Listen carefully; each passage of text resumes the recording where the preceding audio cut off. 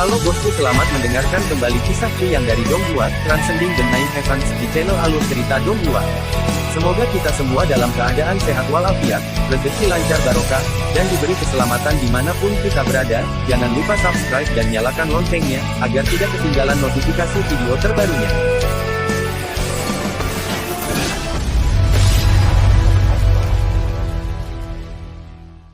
Transcending the Nine Heavens. Chapter 41. Ujung pedang telah kembali ke rumah. Saat dia menatap dinding yang kokoh, Chu yang merenungkan secara mendalam tentang bagaimana dia harus mengekstraksi ujung pedang.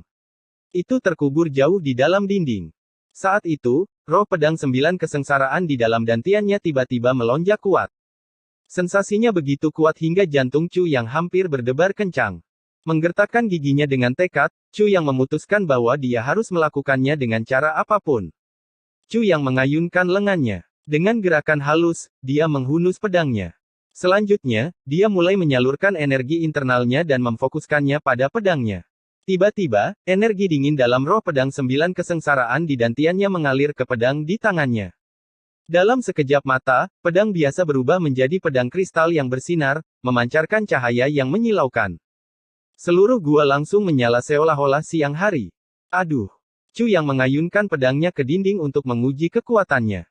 Dia ingin memverifikasi apakah itu cukup kuat untuk menahan beberapa serangan berikutnya.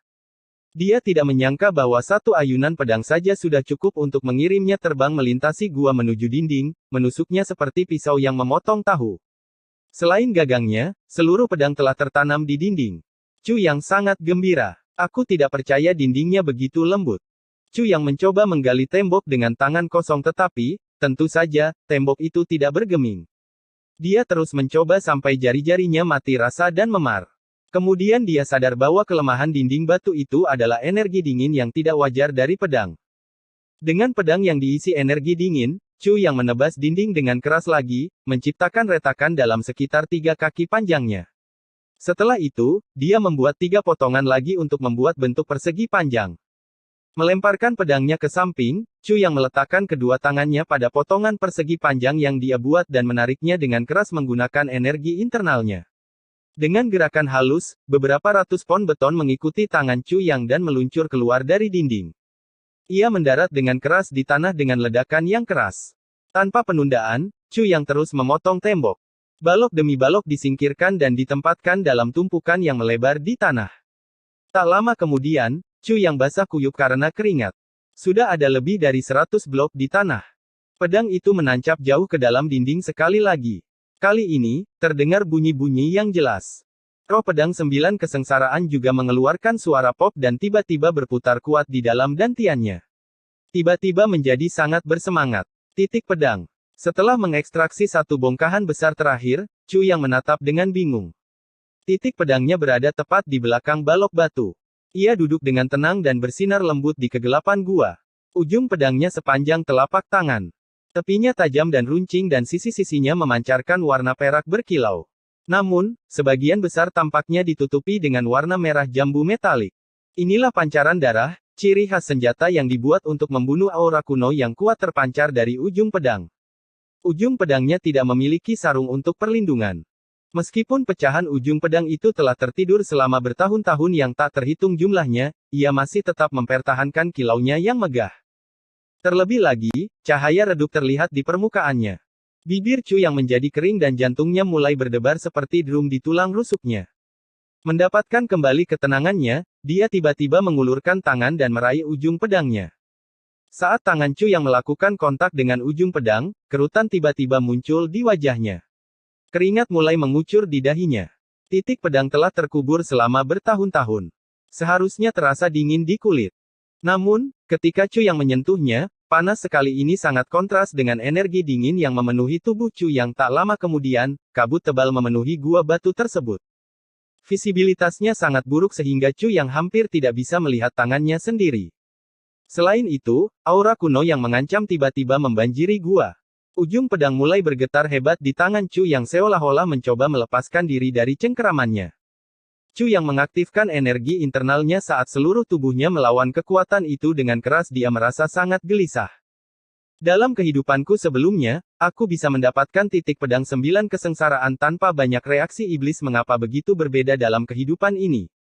Kedutan ujung pedang segera berkembang menjadi pertarungan yang penuh kekerasan dan agresif. Chu yang merasakan kehilangan kendali secara bertahap atas ujung pedang. Dalam satu kedutan terakhir, ujung pedang akhirnya melompat keluar dari genggaman Chu Yang, menyebabkan luka dalam di tangannya. Pada titik ini, ujung pedang itu sepertinya ingin sekali terbang selamanya. Jika berhasil melarikan diri, Chu Yang mungkin tidak akan pernah menemukannya lagi seumur hidup. Dalam hal ini, perasaan marah meledak dari dantian Chu Yang. Roh pedang 9 kesengsaraan tampaknya telah mengangkat kepalanya ke dalam Chu Yang, meninggalkan dantian dan memasuki meridian. Dalam sepersekian detik, itu terkonsentrasi di tangan Chu Yang. Saat berikutnya, kekuatan kuno misterius dari telapak tangan Chu Yang tiba-tiba menyebar ke titik pedang 9 kesengsaraan. Titik pedang yang sebelumnya mencoba melepaskan diri tiba-tiba tampak menyerah setelah bereaksi dengan kekuatan kuno ini. Energi dingin di tubuh Chu Yang tiba-tiba menghilang. Panas dari ujung pedang juga telah mereda. Berbaring diam di tangan Chu Yang, ujung pedang 9 kesengsaraan terpancar kuat dengan cahaya merah darah mistis yang memanjang ke atas tanpa batas. Adu cahaya itu menghilang secepat kemunculannya. Setelah itu, Chu Yang merasakan titik pedang stabil dan perlahan-lahan tumbuh. Saat berikutnya, peristiwa yang lebih aneh lagi terjadi. Awalnya bersinar cemerlang, ujung pedang tiba-tiba menghilang secara misterius dari telapak tangan Chu Yang. Dalam dantian Chu Yang, roh pedang 9 kesengsaraan tiba-tiba bergetar penuh semangat saat intinya masuk. Ujung pedangnya akhirnya kembali. Saat berikutnya, suara kuno terdengar di benak Chu Yang. Seolah-olah seseorang sedang berbicara dalam pikirannya. Sinar cahaya bisa melenyapkan ribuan orang. Mengapa membunuh semua yang ada di bawah langit? Kehendak kuno yang terkubur dalam-dalam tidak pernah berubah. Satukan gunung dan awan untuk menguasai segalanya. Kata-kata misterius ini tiba-tiba muncul di kepala Chu Yang. Merasa sangat tidak nyaman, dia merenungkan kata-katanya dengan hati-hati. Chu Yang tiba-tiba menyadari bahwa kalimat ini adalah perintah dari teknik 9 kesengsaraan melampaui 9 surga yang telah dia hafal di kehidupan sebelumnya. Saat berikutnya, kekuatan misterius namun kuat dari titik pedang 9 kesengsaraan di dantiannya meledak. Itu terintegrasi dengan tulang, meridian, darah, daging, dan seluruh tubuhnya. Pada saat singkat itu, kultivasi bela diri Chu Yang meningkat drastis. Dia baru saja melampaui prajurit bela diri kelas 1 dan langsung dipromosikan menjadi prajurit bela diri kelas 3 selanjutnya. Pertumbuhan kultivasinya terhenti tepat di puncak tingkat kelas saat ini. Dengan kata lain, dia dapat dengan mudah naik ke kelas 4 tanpa banyak pelatihan.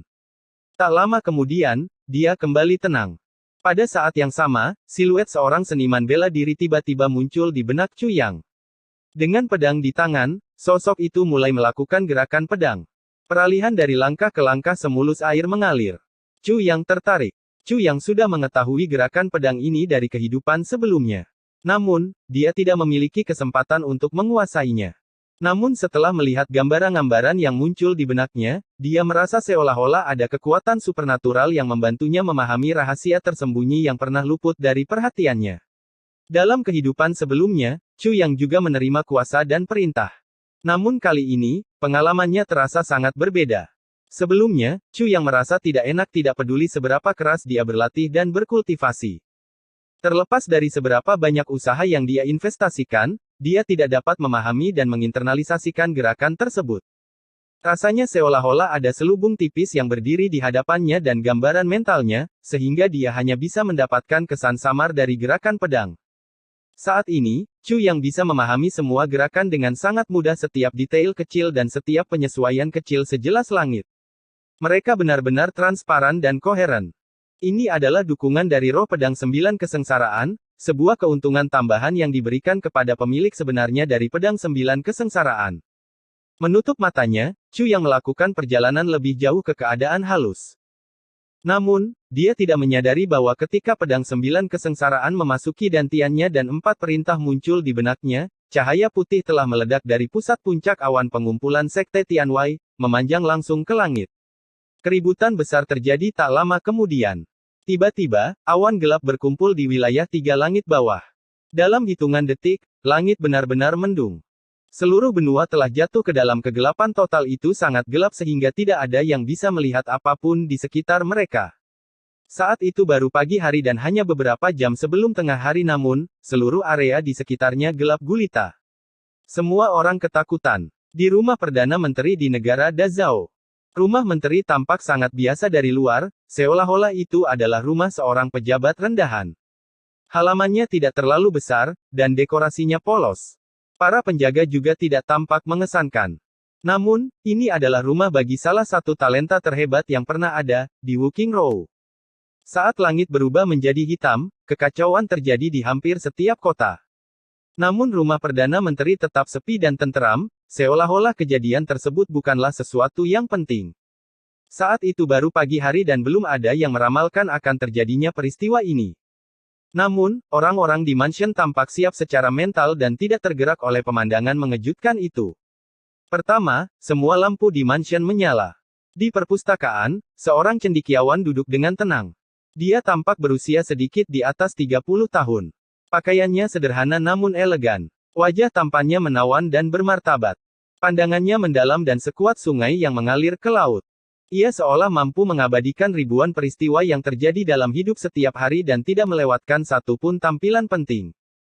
Saat langit menjadi hitam, cendekiawan itu sepertinya telah menyimpulkan sesuatu. Dia segera berdiri, pergi ke jendela, dan menatap langit dalam diam. Transcending the Nine Heavens. Chapter 42 Dunia Terkejut. Bahkan ketika langit berubah menjadi hitam, cendekiawan itu terus berdiri tanpa gelisah dan tak bergerak di dekat jendela dengan tangan terkepal. Hanya setelah seorang pelayan masuk dengan diam-diam untuk menyalakan semua lilin di istana, cendekiawan itu bereaksi. Dia mengerutkan kening dan kembali ke mejanya. Tampaknya menatap ke dalam kehampaan, cendekiawan itu tampak tenggelam dalam pikirannya. Perdana Menteri, pejabat Dong meminta bertemu denganmu. Seorang pria tiba-tiba muncul dan melaporkan. Dong Wufa, tolong biarkan dia masuk. Di atas eselon lainnya, cendekiawan ini adalah pejabat tertinggi negara Dazhao, di Wuqingzhou. Saat berikutnya, seorang pria jangkung dan kurus memasuki ruangan dengan cerdas. Bagaimana kabarmu, Perdana Menteri? Silakan duduk. Di Wuqingzhou melambaikan tangannya dengan lembut dan menatap tajam ke arah nyala lilin. Dia bertanya pelan, apa yang membawamu kemari, pejabat Dong? Saya di sini untuk membahas fenomena aneh ini, tentu saja. Dong Wufa memiliki tubuh yang menjulang tinggi dan tangannya sebesar kipas. Wajah rampingnya dilengkapi dengan tulang pipi yang tinggi dan matanya setajam mata elang. Ini adalah pejabat paling kuat di seluruh militer negara Dazhao. Dong Wufa adalah wakil dari pejabat ilmiah dan militer negara Dazhao.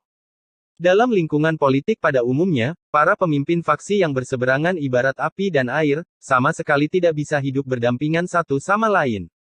Namun, situasinya justru sebaliknya. Meskipun Dong Wufa lebih tua dari di Wuqingzhou adalah orang yang paling dihormati Dong Wufa. Fenomena yang aneh. Ya, memang aneh. Jejak kekhawatiran muncul di wajah karismatik di Wuqingzhou saat dia bertanya dengan lembut. Saat dia berbicara, tatapannya turun ke bawah saat dia tenggelam dalam pikirannya. Suara ketukan lembut terdengar saat dia mengetuk meja dengan jari-jarinya dengan ringan. Ruangan itu terdiam sesaat. Dong Wufa duduk tegak menghadap di Wuqingzhou. Dia tetap diam, berharap tidak mengganggu pikiran di Wuqingzhou. Setelah beberapa saat, awan hitam berangsur-angsur menghilang dan langit kembali cerah. Menggenggam kedua tangannya, di Wuqingzhou berdiri. Dia berjalan ke jendela dan melihat ke atas sebelum bergumam, hanya dalam 1 jam, awan gelap berkumpul dan langit menjadi gelap, melemparkan langit dan bumi ke dalam kekacauan. Namun hanya beberapa detik yang lalu, langit dan bumi sepertinya telah kembali ke keadaan semula. Normal. Ini adalah fenomena paling aneh yang pernah saya lihat. Perdana Menteri, apakah sesuatu yang besar akan terjadi? Wajah Dong Wufa menjadi pucat. Menatap langit yang cerah, ekspresi ketakutan muncul sesaat di mata di Wuqingzhou. Dong Wufa melewatkannya saat dia menghadap punggung di Wuqingzhou. Berbalik perlahan, di Wuqingzhou berbicara sambil tersenyum, semuanya baik-baik saja. Tidak pasti mengapa langit dan bumi menyatu untuk sesaat. Namun nasib dunia kita baru saja ditulis ulang. Masa depan tidak dapat diprediksi lagi. Maksudmu kamu tidak akan bisa melihat masa depan meskipun kamu sangat mahir dalam astrologi. Dong Wufa tiba-tiba berdiri saat ekspresi kecemasan muncul di matanya. Terlepas dari apa yang terjadi, misi Dazhao untuk menyatukan semua yang ada di bawah langit sudah sangat jelas meskipun Di Wuking Rou berbicara dengan lembut, kata-katanya penuh dengan keyakinan. Dia meyakinkan, semuanya akan berjalan sesuai rencana. Dia berhenti sejenak sebelum menambahkan, lebih halus dan lebih cepat. Ya meskipun nada suara Di Wuking Rou terdengar normal, auranya yang tajam membuat Dong Wufa merasa tenang sepenuhnya. Tampaknya kata-kata Di Wuking Rou mampu membuat bencana apapun tampak seperti masalah sepele. Sudah lama tidak bertemu. Kamu sebaiknya pergi dulu. Di Wuking Rou tersenyum hangat. Memang benar ada urusan yang harus aku selesaikan, jadi aku akan pergi sekarang. Dong Wufa berdiri dan berbalik untuk keluar. Melihat siluetnya menghilang, wajah tersenyum Di Wuking Rou tiba-tiba berubah menjadi mencurigakan secara misterius. Dia berpikir dalam hati, bagaimana ini bisa terjadi? Tanda-tandanya seterang matahari sore. Bagaimana musuh bisa mengeksploitasi peristiwa langka penggabungan antara langit dan bumi untuk bereinkarnasi? Di Wuking Rou terus mondar-mandir di sekitar ruang belajar. Setelah beberapa saat, dia tiba-tiba meletakkan tangan kirinya di dadanya dengan tegas dan berkata dengan tatapan mata yang tajam, dengan lilin yang hampir padam ditiup angin, apa arti percikan kecil lainnya? Dengan tanganku sendiri, aku akan berhenti siapapun yang membuat api besar. Saat dia sampai pada kesimpulan tentang tindakannya, Di Wuking Rou menyipitkan matanya dan berkata, ayo mari kita mulai. Kata-katanya penuh dengan inspirasi dan energi.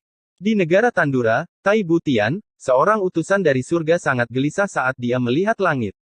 Wajahnya tampak begitu serius hingga ia tampak sedikit menua.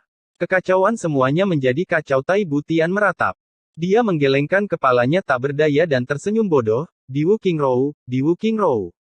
Terjebak dalam situasi rumit seperti ini, apa yang akan kamu lakukan? Saat dia mengucapkan kata-kata ini, ketenangan Tai Butian yang biasanya serius tiba-tiba muncul sedikit kurang ajar. Tidak hanya 3 langit bawah yang menjadi gelap. Langit 3 langit tengah dan 3 langit atas juga menjadi gelap secara bersamaan bahkan negeri yang jauh juga menunjukkan tanda-tanda firasat. Ketika langit mulai gelap, pilar energi yang sangat kuat dari langit tiba-tiba menghantam tanah di tanah beku yang terpencil. Kekuatannya yang sangat besar menciptakan celah besar di awan hitam dan menyebabkan gunung es yang menjulang tinggi pecah menjadi es halus. Saat berikutnya, bayangan hitam muncul ke langit. Dia melihat sekeliling untuk mempelajari sekelilingnya dan memperjelas situasinya. Semakin yakin dengan apa yang sebenarnya terjadi, dia tiba-tiba menundukkan kepalanya dan tertawa ketakutan ke langit malam. Waktunya telah tiba bagi keluarga Saleh kita untuk terlahir kembali, bayangan itu mengumumkan. Tiba-tiba, dia berlutut dan menatap ke langit. Dengan mata berkaca-kaca, dia berkata, 9 kesengsaraan bukanlah apa-apa. Balikkan langit dan langit akan bersinar. Keluarga Saleh akan bangkit sekali lagi Tuhan, ya Tuhanku kutukan ini telah membelenggu kami selama ribuan tahun. Suara melankolis bayangan itu bergema dan bertahan di tanah es yang luas dan tandus. Setelah terjebak selama bertahun-tahun, kesedihan dan kejengkelan dalam suaranya sejelas kristal es yang berterbangan di udara. Anak-anakku apakah kamu bosan? Ayo main permainan yang menggemparkan bersama 9 surga hahaha.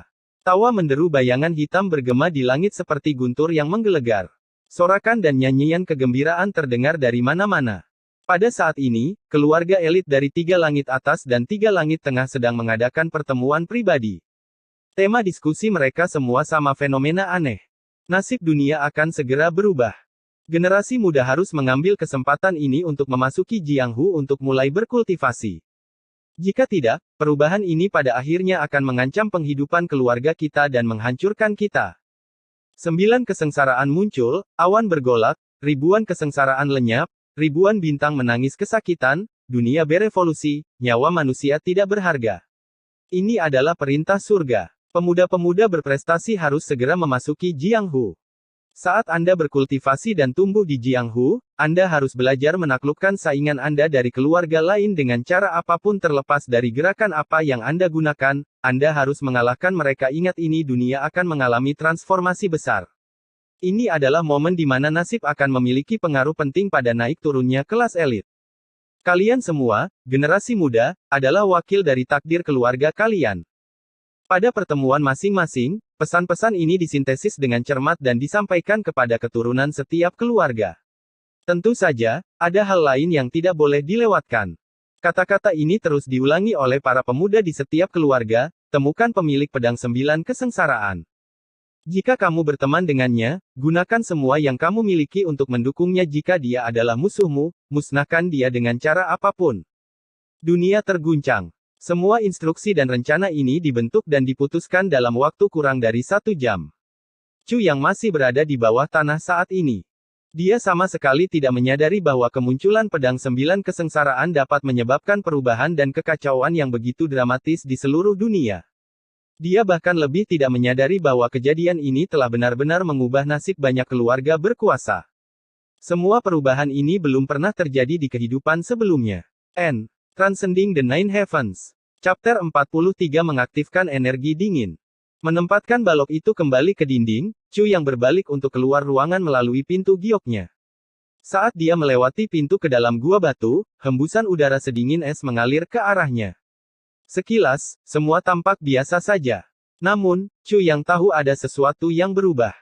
Meskipun dia masih berada di tempat pertemuan 9 warna, aura pedang 9 kesengsaraan telah memudar. Jauh di dalam tempat pertemuan 7 warna, sebuah artefak dingin terkubur di bawah tanah.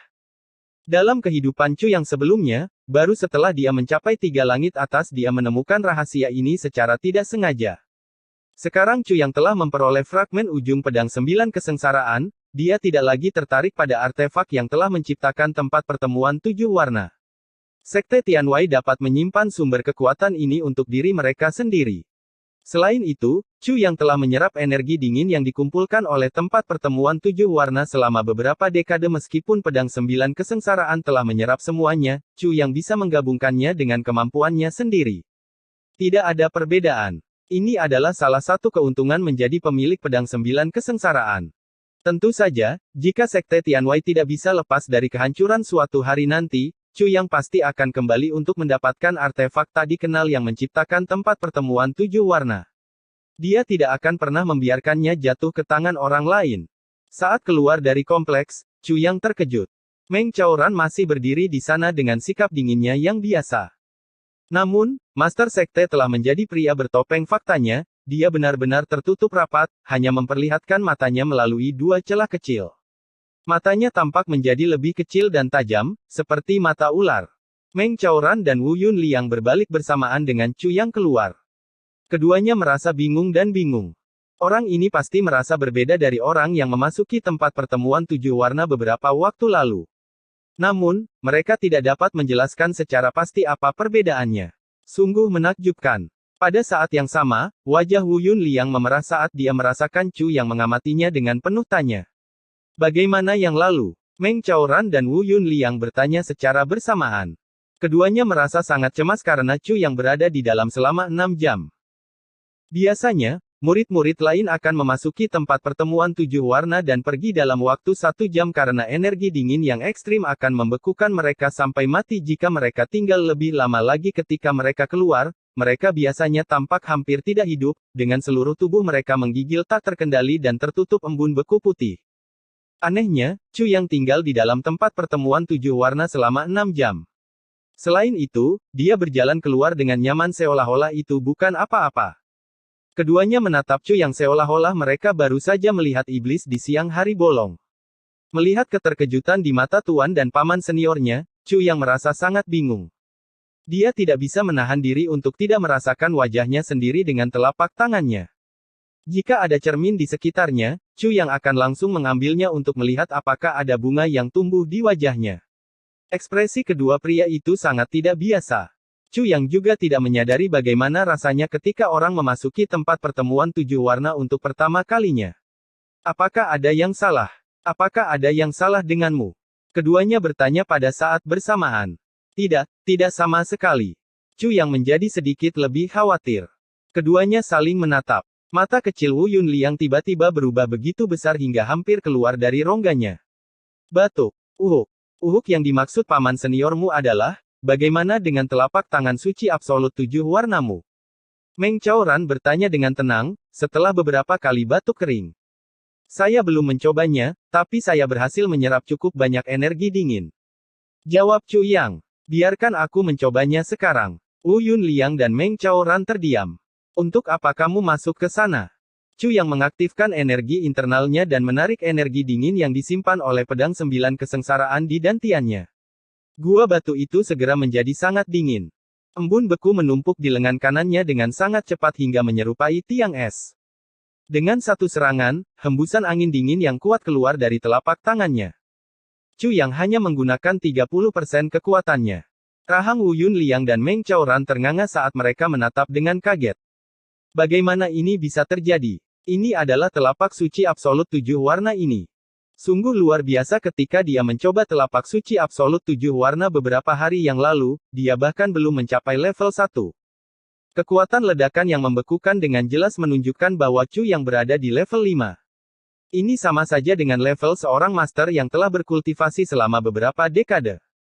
Jika mereka menyadari bahwa Chu yang hanya menggunakan sebagian kecil energi dingin, apa yang akan mereka pikirkan? Keduanya menggosok mata secara bersamaan. Terkejut dengan muridnya sendiri, Meng Chaoran diam-diam mencubit paha Wu Yunliang. Wu Yunliang berteriak kesakitan. Itu adalah bagian yang memar tadi sehingga rasa sakitnya semakin tak tertahankan. Dia melompat dan memegangi kakinya. Jadi ini bukan mimpi. Meng Chaoran tertawa. Dia sangat puas dengan pencapaian luar biasa muridnya. Anda Wu Yunliang menatap marah pada Meng Chaoran, apakah kamu tidak punya kaki sendiri? Saya bersedia. Meng Chaoran menjawab dengan tenang, saya hanya ingin memverifikasi apakah semua ini benar. Tapi kamu mencubit pahaku di bagian yang memar. Wu Yunliang berteriak dengan marah. Kita berdua sangat dekat. Apakah ada perbedaan antara mencubitmu atau mencubitku? Meng Chaoran tertawa terbahak-bahak dan berjalan menuju Chu Yang. Dia menepuk bahu Chu Yang dan memuji muridnya, tidak buruk, kamu telah membuatku bangga. Meng Chaoran selalu bersikap dingin dan acuh tak acuh. Tidak biasa melihatnya bersemangat seperti itu. Namun, dia sangat gembira pada saat itu sehingga dia tidak bisa mengendalikan emosinya. Meskipun Wu Yunliang tampak marah, dia sangat senang melihat adik laki-lakinya kembali seperti semula ketika pertama kali memasuki sekte, bersemangat dan ceria. Wu Yunliang tidak bisa menahan tawa kegirangan juga.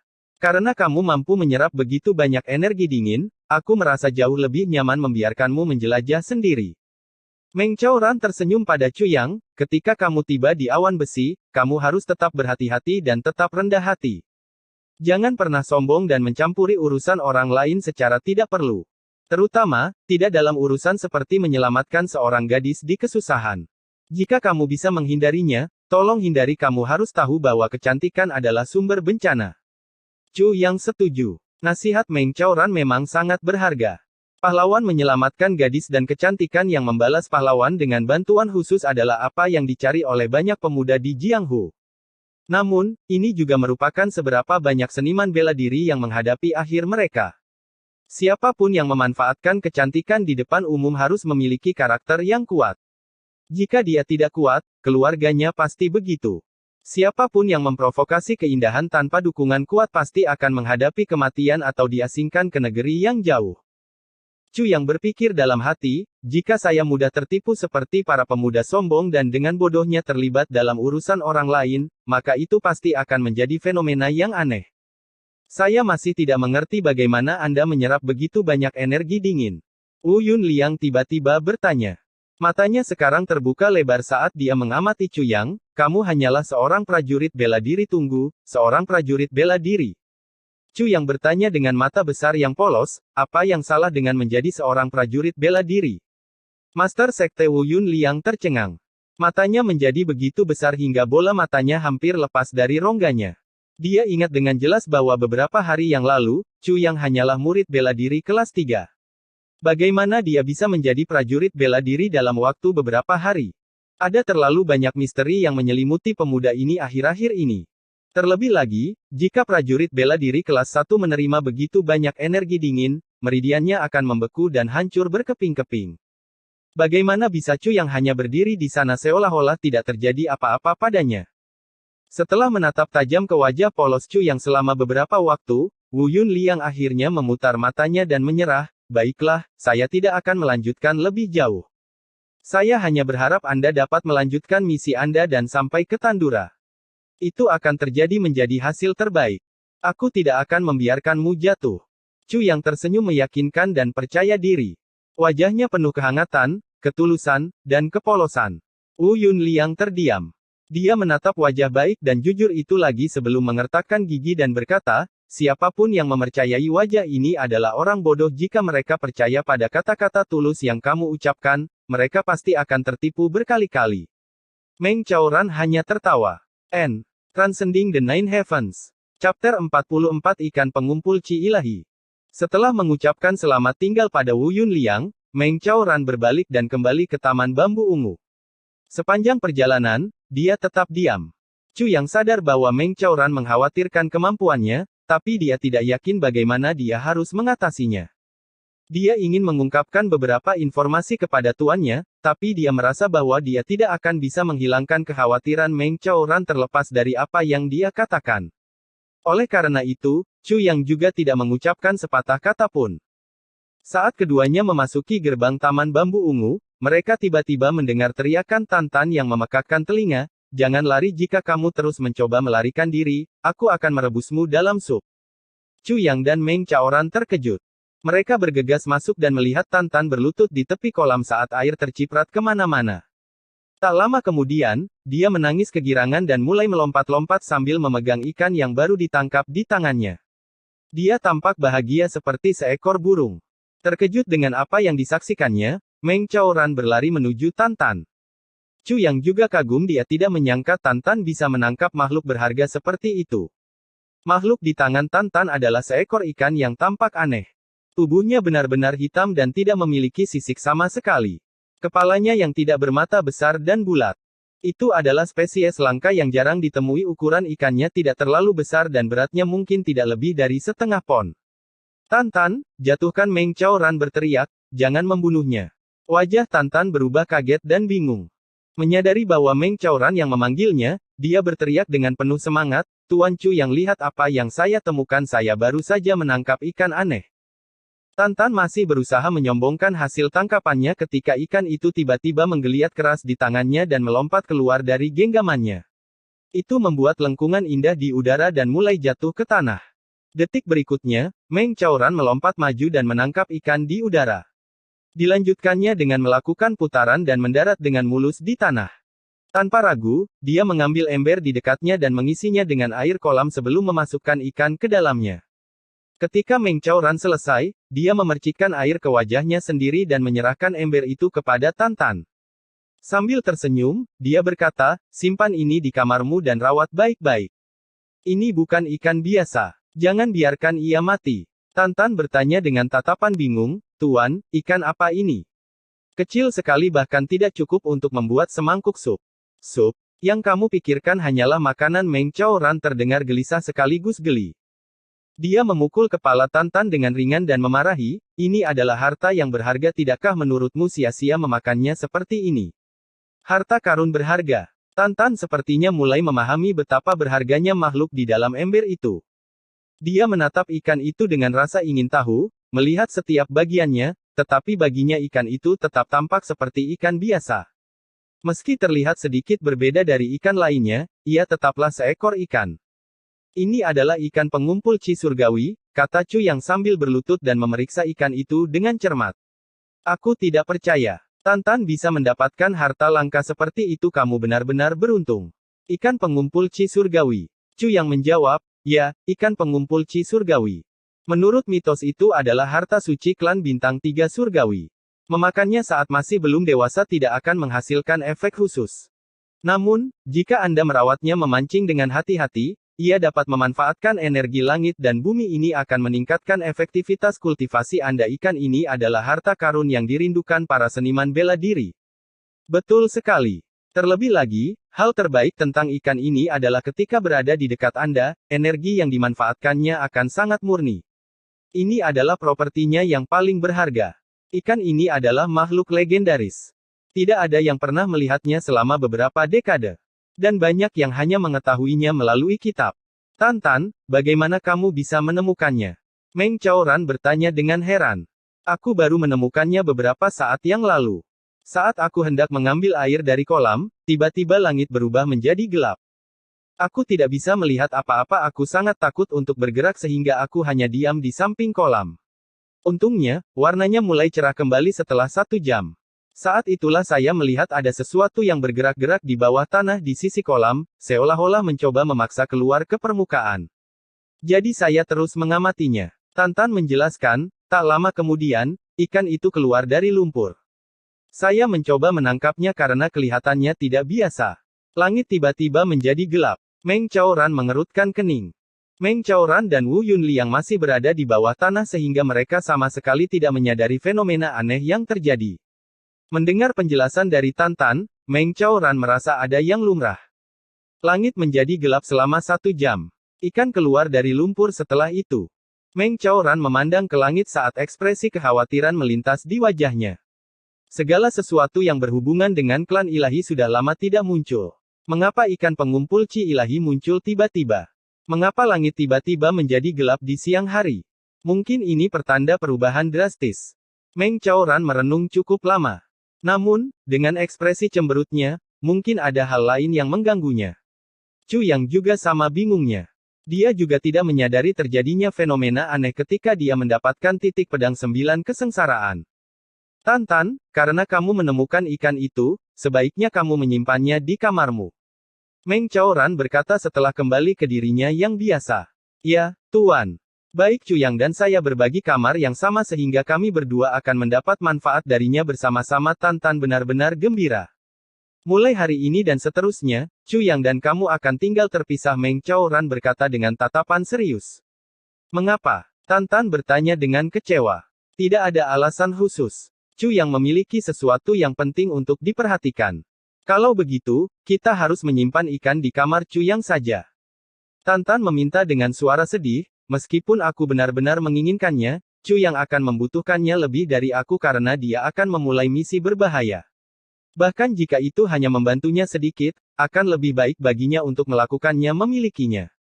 Ketika Chu Yang pergi, dia bahkan harus membawanya sehingga dia dapat memanfaatkan energi dari langit dan bumi kapanpun dia membutuhkannya. Chu Yang tersentuh. Dia berbalik dan menatap Tantan. Perasaan hangat benar-benar menguasai dirinya. Dia tidak tahu harus berkata apa untuk waktu yang lama. Meng Chaoran telah menjelaskan sifat berharga dari ikan pengumpul Chi surgawi. Meskipun Tantan terkadang terlihat berpikiran sederhana, dia tidak bodoh. Dia tahu betul manfaat memiliki ikan. Sangat menyentuh bahwa dia meminta Chu Yang untuk menyimpan ikan itu meskipun tahu betapa berharganya ikan itu. Meskipun Tantan sangat menginginkannya, dia tetap ingin memberikannya padaku. Mengapa? Meng Chaoran bertanya sambil menatap Tantan dengan kekaguman baru. Aku akan tinggal di sini bersamamu dan ini sangat aman. Tantan berkata, Chu Yang pasti lebih membutuhkannya daripada aku. Bocah konyol. Meng Chaoran menepuk kepala Tantan dan berkata, jika kamu benar-benar ingin membantu Chu Yang, pertama-tama kamu harus memperkuat kemampuanmu. Hanya dengan begitu kamu akan bisa membantu ketika dia benar-benar membutuhkanmu suatu hari nanti. Chu Yang akan sering bepergian. Membawa makhluk berharga seperti itu hanya akan menimbulkan bahaya yang lebih besar. Apakah kamu mengerti? Mulut Tantan terbuka lebar dan wajahnya memerah karena malu. Dia menjawab perlahan, kalau begitu, aku akan menyimpannya di sini. Kemudian, dia menoleh ke Chu Yang dan menjelaskan, Chu Yang, aku tidak pelit padamu tapi ini. Saya mengerti. Chu Yang meremas bahu Tantan dengan keras dan berkata dengan ramah, kamu adalah saudara lelakiku yang baik tapi, bagaimana kamu tahu aku akan pergi? Kamu telah mempersiapkan dan mengemas barang-barangmu dalam beberapa hari terakhir. Meskipun kamu tidak menyebutkan satu hal pun kepadaku, aku tidak bodoh. Setelah tumbuh bersama, bagaimana mungkin aku tidak tahu? Karena kamu tidak memberi tahu aku tentang hal itu, kurasa itu pasti misi yang berbahaya. Tantan melanjutkan, lagi pula, guru sering bersamamu akhir-akhir ini. Bodoh sekali jika aku masih tidak tahu apa yang sedang terjadi. Chu Yang tertawa ketika mendengar ini. Tantan tiba-tiba berkata dengan sungguh-sungguh, Chu Yang, aku tidak tahu kemana tujuanmu. Tapi aku pasti akan berlatih keras dan membantumu di masa depan. Tentu aku akan menunggumu saat itu, kamu dan aku akan berjuang bersama untuk mengubah dunia ini, kata Chu Yang bangga saat dia merasakan gelombang motivasi. Dengan saudara yang begitu baik, aku pasti harus bekerja lebih keras kali ini, memutarbalikkan nasib dunia juga akan mengubah nasib Tantan. Bagaimana aku bisa membiarkan saudara yang baik hati itu mati? Transcending the Nine Heavens. Chapter 45 Di jalan ini, saya pasti akan menjungkir balikkan 9 surga. Selama 3 hari berturut-turut, Meng Chaoran menginvestasikan seluruh waktunya untuk melatih Chu Yang. Keduanya benar-benar tinggal di ruangan yang sama selama 3 hari penuh. Selama periode ini, Meng Chaoran menyampaikan apapun yang dia pikirkan kepada Chu Yang. Dengan hampir tidak ada istirahat, dia membanjiri Chu Yang dengan semua pengalaman dan pengetahuannya tentang Jiang Hu, serta semua trik dan taktiknya. Meskipun Chu Yang sudah mengetahui sebagian besar hal ini, dia menikmati perhatian dan bimbingan gurunya. Dia mendengarkan kata-kata Meng Chaoran dengan penuh perhatian dan tenggelam dalam semua kehangatan yang diterimanya. Chu Yang belum pernah menikmati perhatian dan cinta seperti itu dari gurunya di kehidupan sebelumnya. Karena itu, dia tak ingin merusak keadaan saat ini. Dia tahu bahwa meskipun dia menepis kata-kata Meng Chaoran tidak akan mengatakan apapun. Dia hanya akan merasa kesal dan tidak bahagia secara internal. Chu Yang tidak ingin gurunya tidak bahagia. 3 hari berlalu dalam sekejap mata. Pada hari terakhir, Chu Yang melangkah keluar dari pintunya dan menyaksikan dalam diam saat kabut pagi melayang. Dia menarik napas panjang dan dalam. Dia agak nostalgia. Sudah waktunya dia meninggalkan tempat ini. Saat saya memulai perjalanan ini, saya tidak tahu kapan saya akan kembali. Saya bahkan tidak tahu apakah saya bisa kembali. Hujan deras pada malam sebelumnya telah menyapu seluruh taman bambu ungu. Suasananya terasa segar dan bersih. Meng Chaoran telah pergi memetik tanaman herbal di gunung sejak dini hari. Chu Yang tahu itu hanya alasan gurunya untuk menghindari perpisahan dan menyembunyikan kesedihannya. Tiba-tiba terdengar jeritan ketakutan dari toilet. Saat berikutnya, Tan berlari keluar dengan panik. Tubuhnya mengeluarkan bau busuk yang menyengat dan sangat kotor di luar imajinasi.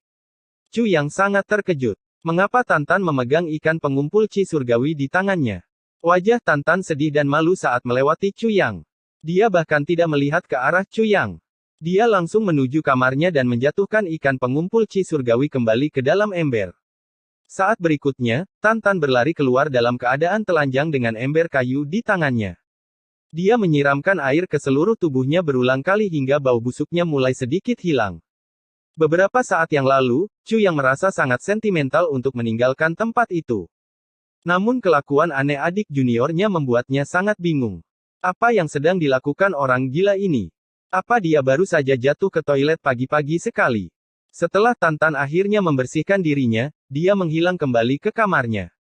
Saat berikutnya, dia menggulung pakaian kotornya menjadi bola dan melemparkannya keluar jendela. Tak lama kemudian, Tan muncul lagi dengan senyum malu-malu dan canggung. Wajahnya dipenuhi dengan ekspresi pahit yang menghela nafas dalam-dalam. Apa yang telah terjadi? Chu Yang bertanya dengan rasa ingin tahu. Oh, jangan tanya. Tan menggerutu. Sejak Tan menemukan ikan pengumpul chi surgawi, dia memperlakukannya seperti harta karun. Dia menempatkannya di sudut aman kamarnya dan merawatnya dengan cermat. Sesekali, dia memberinya makan dengan tanaman air dan makanan lainnya. Namun sehari sebelumnya, ikan tersebut tiba-tiba melayang ke permukaan dan tidak bergerak dengan perut putih menghadap ke atas. Meski berulang kali menyentuh ikan tersebut, ia tidak bereaksi dan terus mengambang di permukaan dengan perut menghadap ke atas. Pada dasarnya tidak ada tanda-tanda kehidupan. Ketika Tan memeriksanya pagi ini, dia menyadari bahwa tubuh ikan pengumpul chi surgawi telah menjadi kaku. Dia memegang ikan itu dengan sedih dan berduka atas kematiannya. Namun, tiba-tiba dia ingin ke kamar mandi, jadi dia menuju ke sana dengan ikan masih di tangannya. Karena mengira ikan itu sudah mati, dia memutuskan untuk membuangnya ke jamban. Namun saat dia melemparkannya, hal luar biasa terjadi. Ikan yang tampak aneh itu tiba-tiba hidup kembali dan berusaha mati-matian melarikan diri dari jamban. Tan tidak punya pilihan selain terjun untuk menyelamatkan ikan. Sayangnya, hujan deras semalam telah membanjiri seluruh jamban sehingga Tan harus berenang untuk mengambil ikan. Hahaha. Setelah mendengar ceritanya, Chu Yang tertawa terbahak-bahak. Dia tertawa terbahak-bahak hingga sisi tubuhnya sakit. Chu Yang tidak pernah membayangkan adik laki-lakinya bisa melakukan hal lucu seperti itu. Tan menghela nafas dengan tragis dan berkata dengan getir, bagaimana aku tahu ikan jahat itu bisa mati seperti itu?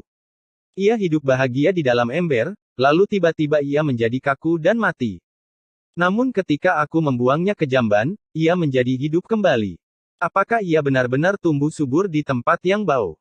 Chu yang memegangi perutnya. Dia tertawa terbahak-bahak hingga matanya berkaca-kaca. Kamu benar-benar bodoh. Ikan pengumpul Qi surgawi menyerap energi dari langit dan bumi. Ketika mencapai kapasitasnya, ia menjadi tidak bergerak saat mencerna energi. Hal ini memungkinkannya menyerap lebih banyak energi. Selama masa pencernaan ini, seniman bela diri akan memanfaatkan energi yang diserapnya untuk kultivasi mereka, tapi malah kamu membuangnya ke jamban. Hahaha. Oh begitu, seru Tantan, mengapa kamu tidak mengatakannya tadi? Kami tidak menyangka kamu sebodoh itu. Chu yang berkata, ikan pengumpul Qi surgawi dapat bertahan hidup bahkan jika ia terkubur di bawah tanah. Mengapa ia mati jika berada dalam ember berisi air bersih? Terlebih lagi, ia tumbuh subur dengan energi langit dan bumi, jadi memberinya makan tidak menghasilkan apa-apa. Perbedaannya tetapi Anda benar-benar mengesankan telah melemparkannya ke jamban. Jika orang lain tahu bahwa Anda telah melemparkan ikan pengumpul Qi surgawi yang berharga ke dalam jamban, mereka mungkin akan menghajar Anda hingga babak belur. Tantan menghela nafas dengan sedih, aku sudah membayar harganya. Pakaianku rusak, dan tanganku. Tantan mengangkat tangan ke hidung dan mengendus. Seluruh tubuhnya gemetar dan dia hampir muntah, aku butuh tanganku untuk makan. Apa yang harus aku lakukan sekarang? Kamu pantas mendapatkannya, Chu yang menggoda sambil terus tertawa tak terkendali. Chu yang masuk ke kamar dan memeriksa ikannya. Ikan pengumpul Qi surgawi yang malang sedang berenang bolak-balik dengan panik. Ia bahkan sesekali melompat keluar dari air. Pada saat yang sama, ia mengeluarkan banyak limbah keruh. Itu jelas sangat tidak nyaman. Cepat ganti airnya, Chu yang memanggil Tantan dengan cemas. Tantan segera melakukannya. Setelah mengubahnya 7 hingga 8 kali, ikan pengumpul Qi surgawi akhirnya tampak tenang. Ia tergeletak di dasar ember dengan perut buncit, jelas lelah dan kesakitan. Tampaknya ikan itu perlu istirahat lebih lama. Chu yang tidak percaya bahwa dia akan menghadapi sesuatu yang sangat lucu pada hari keberangkatannya. Setelah agak jauh, dia mendengar suara melengking. Tantan berteriak padanya, Chu yang, hati-hati, aku akan menemukanmu suatu hari nanti, aku akan membantumu. Kata-kata terakhirnya diliputi kesedihan. Berhenti sejenak, Chu yang melambaikan tangannya tanpa menoleh ke belakang. Dia berbelok di tikungan dan menghilang dari pandangan Tantan. Kamu tidak boleh mati, Tantan berteriak keras saat air mata mengalir deras dari matanya. Dia terjatuh ke tanah dan mulai meratap seperti anak kecil yang kehilangan keluarganya. Dia tidak tahu apa yang sedang dilakukan Chu Yang, tapi dia tahu itu akan berbahaya kalau tidak, tuan mereka tidak akan menghabiskan banyak waktu bersamanya dalam beberapa hari terakhir. Tantan sangat khawatir dan tertekan. Chu Yang merasakan sakit di hatinya juga, tapi dia menahan diri untuk tidak melihat ke belakang. Dia terus berjalan selangkah demi selangkah, semakin jauh. Tak jauh dari puncak gunung, Meng Chaoran berdiri tak bergerak dan membiarkan dirinya bermandikan sinar matahari pagi. Dia memicingkan matanya dan memusatkan pandangannya pada sosok muridnya yang akan pergi. Tanpa sadar, tangannya sudah mengepal erat. Meng Chaoran memegang selembar kertas di tangan kanannya. Itu adalah pesan yang ditinggalkan oleh Chu Yang, saat menjalankan teknik gerakan awan salju sekilas, Anda harus menjaga tubuh Anda tetap rendah untuk membalikkan aliran internal Anda. Kemudian, mulailah berkultivasi dari langkah terakhir. Anda hanya akan berhasil jika Anda berkultivasi dalam urutan terbalik. Sosok Chu yang beringsut di sepanjang jalur pegunungan di Cakrawala. Dia hanya membawa tas travel kecil di punggungnya. Setelah meninggalkan Sekte Tianwei sendirian, dia harus memulai perjalanan ketidakpastian ini sendirian. Chu yang tiba-tiba merasa sedikit kesepian. Kata-kata tiba-tiba terlintas di benaknya, dalam perjalanan ini, Anda tidak boleh takut dengan gunung bergerigi atau lautan api. Dalam perjalanan ini, Anda harus mengalami 9 kematian dan 1 kehidupan. Dalam perjalanan ini, Anda harus tertawa di bawah surga. Dalam perjalanan ini, langsung menuju 9 surga dan jangan pernah kembali. Baris-baris ini berasal dari lagu populer di kehidupan sebelumnya berjudul Perjalanan Jianghu. Mo Qingwu biasa menyanyikan lagu ini dan melengkapinya dengan musik. Oleh karena itu, hal itu meninggalkan kesan mendalam pada Chu Yang. Saat memikirkan tentang ayat-ayat itu, Chu Yang tidak bisa menahan senyum. Dia bersenandung, dalam perjalanan ini, jangan takut pada surga tetapi lawanlah. Dalam perjalanan ini, kehidupan akan menghindari takdir. Dalam perjalanan ini, saya akan memegang tangan Qingwu dan menertawakan kehidupan. Dalam perjalanan ini, saya akan membalikkan 9 surga. Chu yang menyanyikan liriknya dengan lembut dan dia menyusun lagu versinya sendiri saat dia meninggalkan wilayah Sekte Tianwei, meninggalkan 9 puncak, 1 taman. Tidak satu kali pun dia menoleh ke belakang. Pemuda ini memiliki rambut acak-acakan yang menutupi separuh wajahnya. Tersembunyi di balik rambut ini adalah mata tajam yang terus-menerus mengamati dunia. Tatapannya setajam belati, dan sepertinya siap membelah dunia. Sinar matahari pagi menyinari dirinya, menimbulkan bayangan panjang di belakangnya. Di tengah hutan belantara yang berkabut, siluetnya bergerak diam-diam di udara tipis. Aura merah tua terpancar darinya. Ini tampak seperti perwujudan dari sesuatu yang jauh lebih besar. Transcending the Nine Heavens. Chapter 46 dimulai sekarang. Sebuah kereta kuda bergerak perlahan di sepanjang jalan utama. Mengapitnya adalah 8 pengawal dengan wajah dingin seperti batu. Pengemudi kereta adalah seorang pria parubaya dengan rambut tipis. Sambil memegang cambuk di tangannya, dia menatap lurus ke depan dengan ekspresi tanpa emosi. Saat dia memecahkan cambuknya, kuda-kuda itu meringkik dan menarik kereta ke depan, meninggalkan asap debu di belakangnya. Di dalam gerbong, seorang lelaki tua mengerutkan kening dan tampak tenggelam dalam pikirannya. Orang tua ini dipuji sebagai tabib dewa terbaik di dunia Du Shiking. Dia sedang melakukan perjalanan dari negara Dazhao ke negara Tandura. Senior Du, hanya ada satu misi untukmu dalam perjalanan ke negara Tandura ini. Itu adalah menggunakan teknikmu yang sangat terampil untuk memperpanjang umur Kaisar Negara Tandura sedikit lebih lama. Kamu tidak boleh membiarkan dia mati terlalu cepat. Ini adalah permintaan resmi yang dibuat oleh Perdana Menteri di Wuqingrou sendiri. Du Shiking tahu sepenuhnya mengapa dia harus memperpanjang umur Kaisar Negara Tandura. Negara Tandura saat ini dikelola oleh Sang Pangeran. Namun, Sang Pangeran bukanlah Kaisar. Ada banyak hal yang tidak dapat dia terapkan secara resmi. Selama umur Kaisar bisa diperpanjang, negara Tandura tidak akan pernah terancam bahkan jika Tai Butian diberkati dengan bakat yang tak tertandingi, dia tidak akan berani membunuh ayahnya dan merebut tahta negara Tandura. Oleh karena itu, dia tidak akan berbuat banyak untuk mengubah kondisi bangsa saat ini. Setiap bulan di mana Kaisar hidup akan menjadi bulan tambahan yang harus dipersiapkan oleh bangsa Dazhao. Mudah-mudahan, Kaisar bisa menahan nafas terakhirnya sampai semuanya stabil. Jika perang pecah pada saat ini, Pangeran Negara Tandura, dengan kekuatannya yang terbatas, akan menjadi sangat rentan. Namun, ini adalah tugas yang menantang. Hanya Du Shiking yang memahami kesulitan tugas itu. Du Shiking tersenyum sedih dan menghela nafas dalam-dalam. Ketika Tai Shicheng masih muda beberapa tahun yang lalu, dia secara pribadi bertempur di medan perang melawan negara Dazhao. Saat itu, di Wuqingrou hanyalah seorang anggota kabinet yang bertanggung jawab atas ketentaraan, namun ia berani mengeluarkan emas untuk menyewa pemanah terbaik untuk membunuh Tai Shicheng. Di medan perang yang kacau, Tai Shicheng tiba-tiba tertembak anak panah. Lebih buruk lagi, anak panah itu dilapisi dengan racun yang sangat kuat. Meski salah satu pengawal Tai Shicheng memblokir anak panah itu dengan tubuhnya, anak panah itu tetap berhasil menembus dada penjaga dan masuk ke tubuh Tai Shicheng. Terlepas dari kenyataan bahwa racunnya telah dilemahkan, hal itu hampir merenggut nyawa Tai Shicheng. Sekali lagi, di Wuqingrou lah yang menghabiskan emas untuk membeli layanan bagi negara. Layanan ini mempekerjakan tabib terbaik untuk menyembuhkan luka Tai Shicheng. Du Shiking akhirnya akan melakukan tindakan tidak etis pertamanya sepanjang karirnya.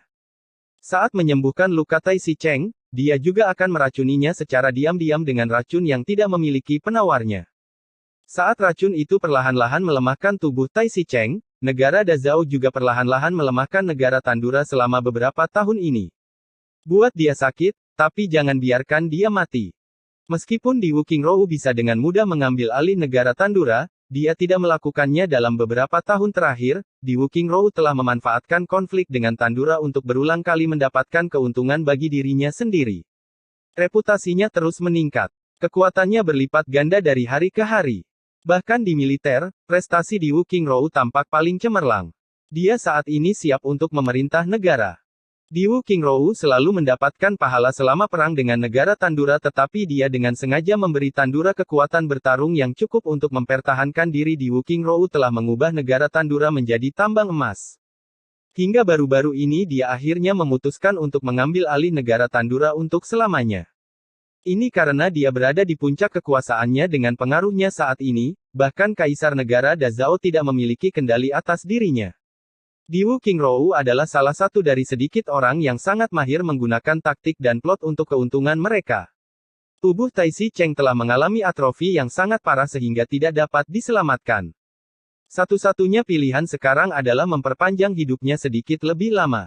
Jika bukan karena pangeran yang sangat berbakat, negara Tandura akan dengan mudah dianeksasi oleh negara Dazhao.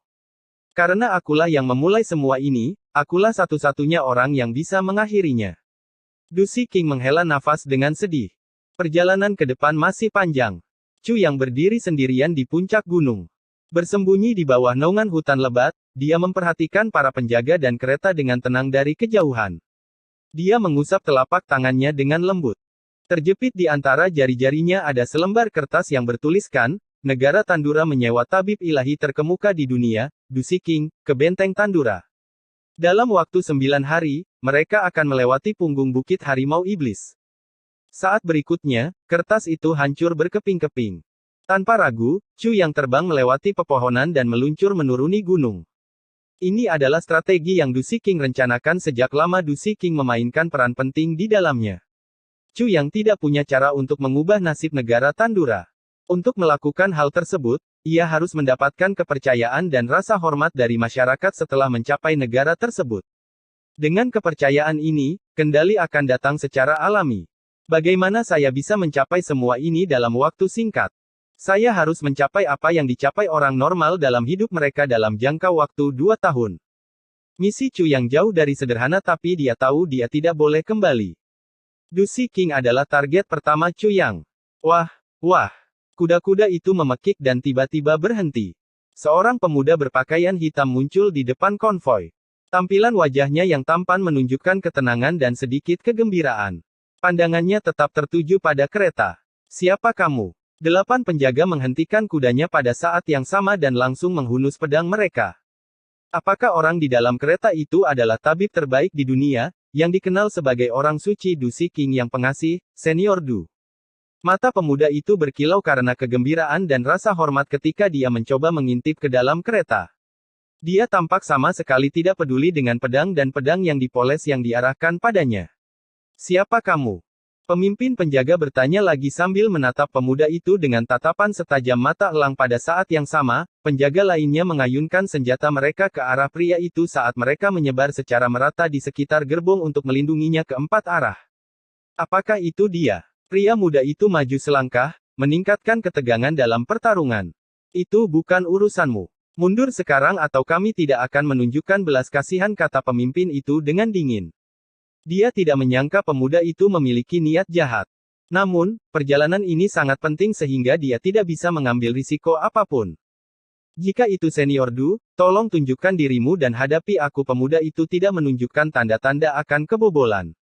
Bodoh. Saat berikutnya, pedang diayunkan ke arah pemuda itu.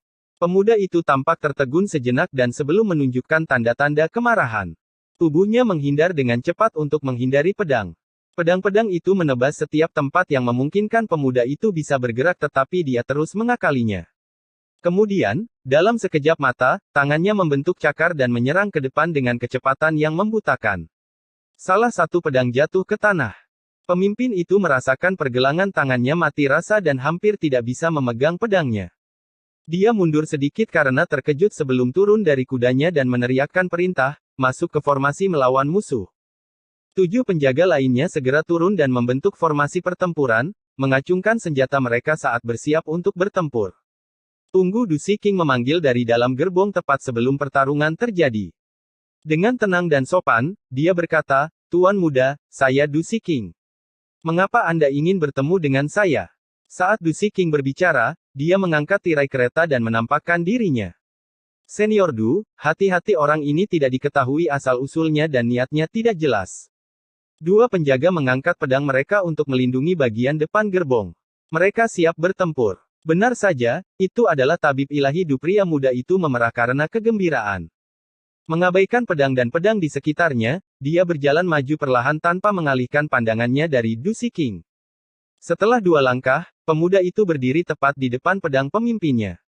Namun, pemimpinnya tidak berniat menjatuhkan senjatanya dan terus mendorong pedangnya ke depan. Merasakan sensasi kesemutan dari pisau di kulitnya, pemuda itu menunduk. Dia tersenyum malu dan tiba-tiba membungkuk pada Du King. Perilakunya yang tidak terduga mengejutkan semua orang. Senior Du, apakah kamu ingat melewati jalan ini 8 tahun lalu? Terjadi perang antara kedua negara dan semua tempat berada dalam kekacauan. Saat itu, kamu menyelamatkan nyawa sepasang suami istri di gunung. Apakah kamu masih ingat? Ah! Du King mengerutkan kening ketika dia mencoba mengingat kejadian 8 tahun lalu. Setelah menyelamatkan begitu banyak orang dalam hidupnya, bagaimana mungkin dia bisa mengingat semuanya? Namun, dia ingat dengan jelas bahwa dia benar-benar menempuh jalan ini 8 tahun lalu. Transcending the Nine Heavens. Chapter 47 Akting Hebat. Du King akan mengobati penyakit Kaisar Negara Tandura sementara Tai Si Cheng sedang melalui masa tersulitnya. Senior Du, kamu tidak hanya menyelamatkan nyawa ayahku, kamu bahkan menawarkan pengobatan gratis kepada kami para kultivator miskin. Terlebih lagi, kamu bahkan memberi kami 1 tael perak sebelum kamu pergi. Keluargaku sangat berhutang budi atas kebaikanmu. Ketika pemuda itu melihat Du King masih mencoba mengingat kejadian tersebut, matanya berbinar dan dia menjadi semakin bersemangat. Kehidupan kami bergantung sepenuhnya pada tael perak yang Anda berikan kepada kami. Senior Du, kebaikan Anda lebih besar daripada langit dan bumi. Anda adalah penyelamat kami. Jadi begitu. Du King sepertinya mengingat bagian-bagian dari peristiwa seperti ini tetapi ingatannya kabur dan dia tidak memiliki kesan yang berarti terhadap satupun dari mereka. Dia sepertinya mengingat kejadian itu hanya setelah pemuda itu mengingatkannya akan hal itu. Dia telah memperlakukan banyak orang sepanjang hidupnya. Sepotong ingatan seperti itu akan tetap samar-samar meskipun tetap ada dalam ingatannya. Namun, ungkapan rasa syukur di jalan seperti itu memang jarang terjadi. Tapi setidaknya, hal itu membuatnya merasa lebih puas dengan dirinya sendiri. Almarhum ayahku menceritakan kejadian ini berkali-kali. Dia menyuruhku mencarimu untuk membalas kebaikanmu ketika aku besar nanti. Tepat sebelum ayahku meninggal, dia mengatakan satu-satunya penyesalannya adalah tidak mampu membalas kebaikan ini. Pemuda itu menangis, terima kasih, surga. Saya akhirnya menemukan Senior Du. Dia juga setuju untuk bertemu dengan saya sehingga saya dapat menunjukkan rasa terima kasih saya.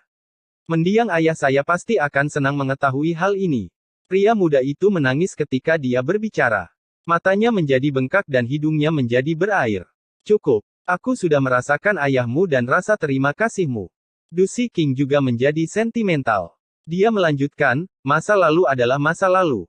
Ayahmu sudah meninggal. Ya, 3 tahun lalu, dia menghadapi kejadian malang saat berburu harimau di gunung. Pemuda itu berkata dengan suara serak. Kasihan sekali. Aku yakin ayahmu adalah pria yang heroik. Faktanya, Du King tidak begitu ingat siapa ayah pria itu. Dia hanya menyatukan deskripsi pria itu untuk mendapatkan seorang pria yang dia pikir pernah dia selamatkan. Dia mengira orang itu mungkin adalah orang miskin yang telah dia selamatkan dan tidak melupakan kebaikannya. Pria ini telah meminta putranya untuk menemukan cara membalas budi tabib tersebut dan bahkan menjadikannya keinginan terakhirnya di ranjang kematiannya. Terlebih lagi, dia pastilah orang yang heroik untuk menjadi berburu harimau. Pria ini pastinya adalah orang baik. Tiba-tiba, Du King tiba-tiba merasa dia telah melakukan perbuatan yang sangat baik. Meskipun dia hampir tidak dapat mengingat kejadian itu, pemuda ini tetap menunjukkan rasa terima kasih yang sebesar-besarnya kepadanya. Ini tidak mungkin bohong. Sepertinya Senior Du sudah ingat pemuda itu berseru penuh semangat, namaku Chu Yang. Aku juga bertemu denganmu tahun itu, Senior Du. Waktu berlalu sangat cepat. Kalian sudah dewasa sekarang. Du King mengelus jenggotnya dan tersenyum. Tentu saja, tidak ada tempat untuk skeptis terhadap pemuda seperti dia. Faktanya, Du King merasa seperti baru saja bertemu dengan anak dari seorang teman lama. Sambil menghela nafas, dia berkata, jika ayahmu bisa melihat pencapaianmu hari ini, dia pasti akan sangat bangga padamu. Saya harap begitu. Saya mulai belajar seni bela diri dengan guru saya 6 tahun lalu. Kata Chu yang ragu-ragu. Dengan ekspresi malu, dia tergagap, ya ampun, akhirnya aku bisa bertemu Senior Du secara langsung hari ini. Aku juga mengetahui bahwa Senior Du sedang dalam perjalanan panjang menuju negara Tandura. Meskipun kemampuanku terbatas, aku akan melakukannya. Ingin mengantar Senior Du ke sana. Saya berjanji akan melakukan semua yang saya bisa untuk membantu Anda. Kamu tidak perlu melakukan itu. Jawab Du King ragu-ragu. Apakah Senior Du tidak akan memberiku kesempatan untuk membalas kebaikanmu? Chu Yang berkata dengan sedih, saya tahu saya tidak terlalu kuat tetapi ini adalah keinginan saya. Saya sangat berharap untuk memenuhi keinginan terakhir ayah saya. Tolong izinkan saya untuk melindungi Anda sampai Anda mencapai negara Tandura. Setelah Chu Yang mengatakan ini, semua keraguan sepertinya hilang. Sikap 8 penjaga terhadap Chu Yang juga berubah. Salah satu penjaga menepuk bahu Chu Yang dan berkata, anakku, apakah kamu mengatakan keterampilanmu kurang? Kami bertiga bahkan tidak bisa menghentikanmu. Chu Yang berkata dengan rendah hati, itu karena kalian semua bersikap lunak padaku. Mengetahui bahwa aku hanyalah seorang pemuda, kalian semua memilih untuk tidak menggunakan kekuatan penuh. Kalau tidak, aku pasti sudah terbelah menjadi dua. Para penjaga tertawa. Meskipun mereka tahu bahwa mereka tidak bersikap lunak terhadap pemuda itu sebelumnya, memang benar bahwa mereka tidak berusaha sekuat tenaga terhadapnya. Lambat laun mereka semakin menyayangi pemuda ini. Dia tidak melupakan kebaikan orang lain dan dia bersikeras untuk memenuhi keinginan terakhir ayahnya. Dengan sikap ulet dan prinsip yang kuat, orang yang setia dan berbakti seperti beliau tentu akan disukai semua orang. Baiklah, jika kamu bersikeras, kamu bisa mengikutiku. Begitu kita tiba di negara Tandura, aku akan mencarikanmu beberapa peluang bagus untuk memajukan karirmu. Tersenyum pada Chu Yang, Du King akhirnya setuju. Kedelapan penjaga itu juga tersenyum bahagia. Pada saat negara Tandura sangat membutuhkan Du King, rujukan sederhana darinya akan membuat hampir semua hal menjadi mungkin. Jika Du King berbicara mewakili pemuda ini, masa depan cerah pasti akan menantinya. Saya tidak berani menerima tawaran ini. Saya tidak tertarik pada ketenaran dan kejayaan. Kata Chu Yang pelan, mengungkapkan sedikit ketidakpuasan. Setelah Senior Du aman di negara Tandura, saya akan pergi. Meskipun saya tidak memiliki banyak prestasi, saya benar-benar tidak tertarik dengan urusan Jianghu. Yang terbaik adalah agar aku tidak ikut campur. Aku ingin menghindari kehilangan akal. Bagaimana mungkin Chu Yang tidak mengetahui ujian terakhir Du King? Chu Yang sengaja bertindak seolah dia membenci ketenaran dan kekayaan. Dia juga berpura-pura menyembunyikan ketidaksukaannya terhadap imbalan nyata tersebut. Ketika Chu Yang selesai, bahkan pengemudi kereta menjadi lebih nyaman. Sambil menggelengkan kepalanya, Du King tertawa, baiklah. Kalau begitu, silakan ikuti saya. Ekspresi Chu Yang berubah dari ketidaksukaan menjadi kemenangan. Dia melompat kegirangan dan berseru, terima kasih, Senior Du. Melihat pria yang tulus dan jujur, Du King tertawa. Dia tidak tahu bahwa pemuda yang asli, baik hati, jujur, berbakti, dan setia ini sebenarnya hampir muntah. Bahkan tidak pernah terlintas dalam benak Du King bahwa pembayaran kebaikan dan pemenuhan keinginan terakhir seorang ayah adalah kebohongan. Chu Yang bahkan tidak tahu latar belakangnya sendiri, apalagi yang lain. Meskipun demikian, Chu Yang telah berhasil menyelesaikan bagian pertama dari rencananya. Dia telah berhasil menyusup ke kelompok tersebut dan ini akan memberinya akses ke tingkat kekuasaan tertinggi di negara Tandura. Awalnya, Chu Yang punya rencana tambahan.